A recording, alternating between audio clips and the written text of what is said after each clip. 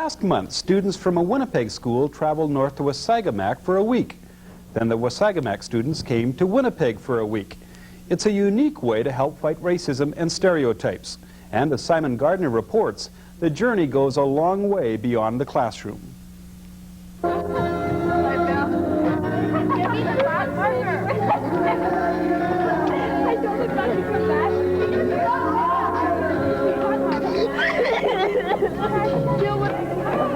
These teenagers have learned something important. They've discovered race is not a barrier to friendship. Well, a lot of people tend to think that Indian reserves and Indians are all like bad people and stuff like that, and it makes me really mad because these people are like so nice. We're so nice to us. Everyone here is mourning the end of a rare experience. An experience that started 2 weeks earlier.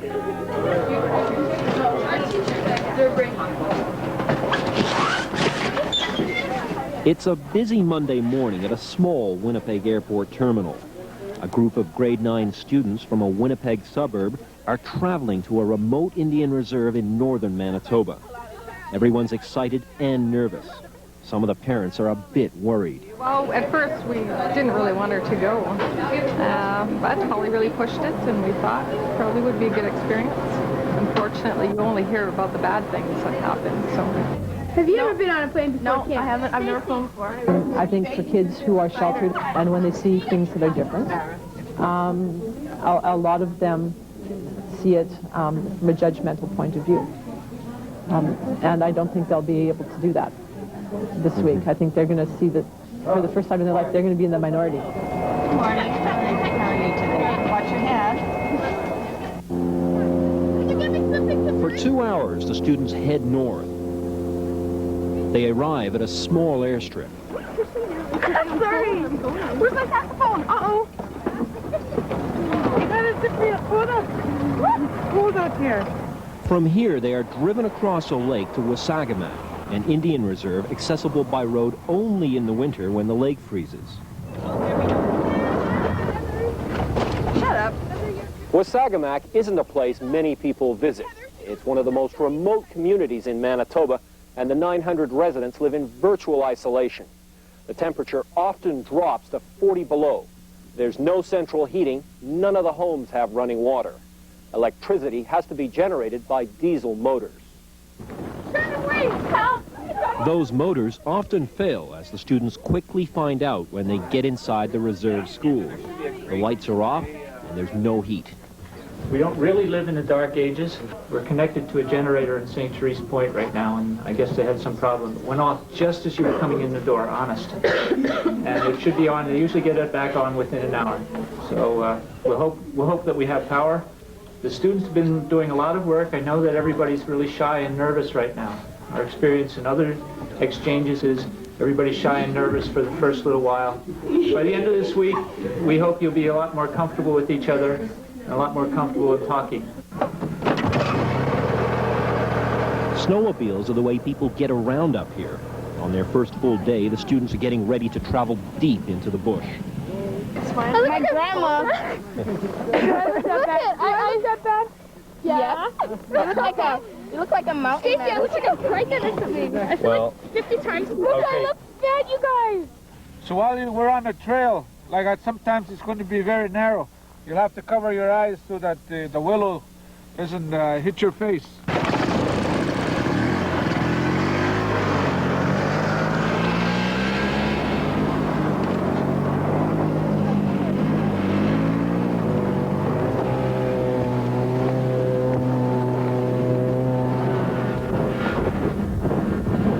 It's a grueling journey. During a brief stop, it's clear that some of the Winnipeg students are tired, cold, and miserable.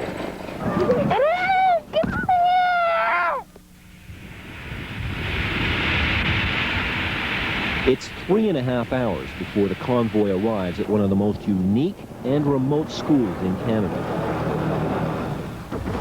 You tell me, Shauna, where would there be heat I can't here? believe I can't define my thing. Do you see any wires hooking up for like electricity? Where would there be electricity? Where's the cabin?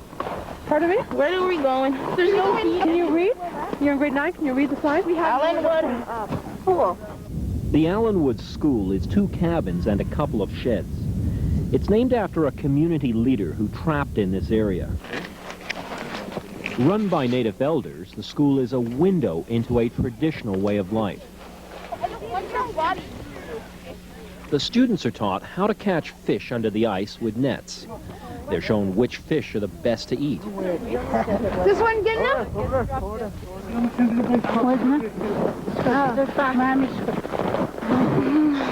The students then learn how to wring out, stretch, and tan a moose hide. These animals, these fish, they give up their lives so we can continue to live. So by that, the animals are teaching us caring and sharing.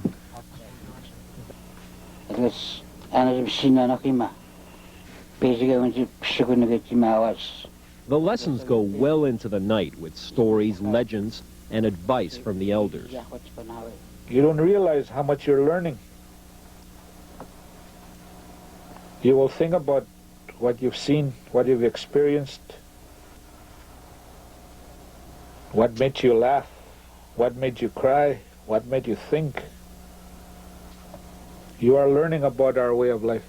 I kind of wish that we had elders in the white culture, because you can learn a lot from them and they seem really wise. I think everyone here now, seeing how they live and how they respect everything, I think we'll be a little more careful with the way we treat the environment and the way we live.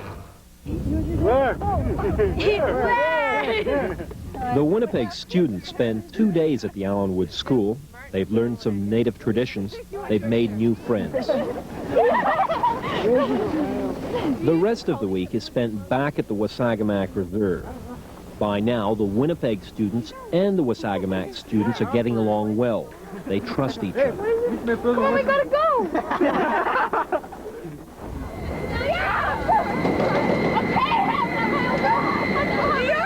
The following week, after the Winnipeg students have returned home, it becomes obvious how attached they've become to their native friends.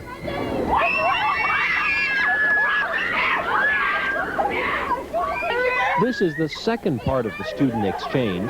The native students from Wasagamack arrived to spend 1 week in Winnipeg. You've never been to Winnipeg before, eh? I can tell. The wilderness of the reserve is replaced by shopping malls, video games, and roller skating rinks.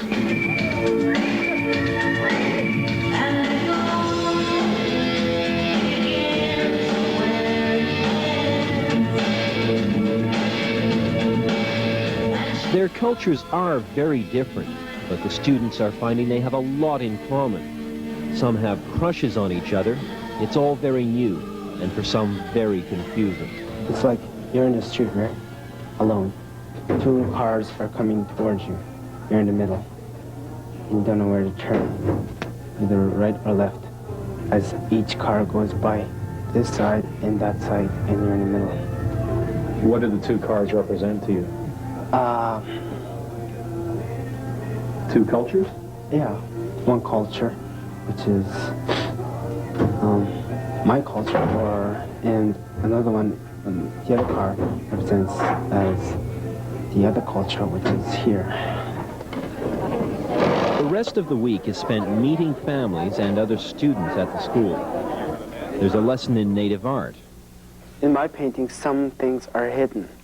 And a lesson on how to set a snare trap for small animals. I got the rabbit here.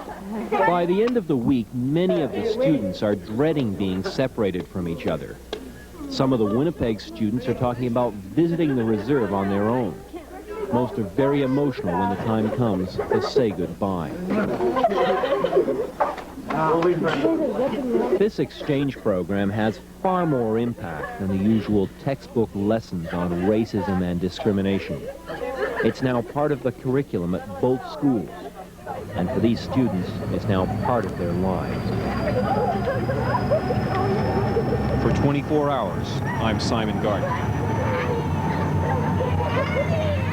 That is a nice story. If you'd like to comment on that report or other stories tonight, give our talkback calls a call. The numbers here are 788-377